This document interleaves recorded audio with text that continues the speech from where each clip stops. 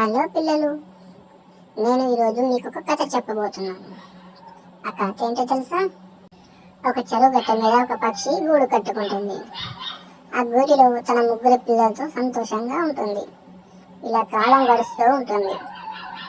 ఒకరోజు ఆ తల్లి పక్షి తన ముగ్గురు పిల్లల మేత కోసం బయటికి వెళ్తుంది. అంతలో ఒక పిల్ల పక్షి ఆ గూటి నుంచి బయటికి తలపెట్టి చూస్తుంది.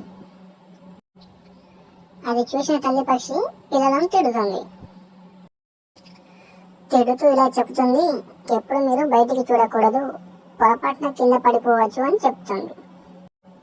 అంతేకాక వేరే పక్షులు కూడా ఎత్తుకెళ్ళవచ్చు అని చెబుతుంది.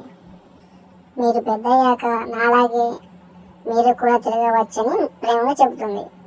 ఆ మరుసటి నాడు తల్లి పక్షి మళ్ళీ మేతకెళ్తుంది. వాళ్ళ అమ్మ మాటలు పట్టించుకోకుండా ఆ పిల్ల పక్షి మళ్ళీ గూటి నుంచి బయటికి చూస్తుంది.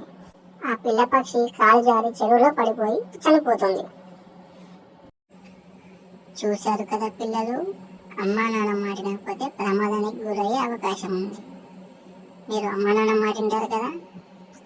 ఓకే పిల్లలు, ఇవాళతో కథ అయిపోయింది. రేపు మళ్ళీ కొత్త కథ చెప్తా.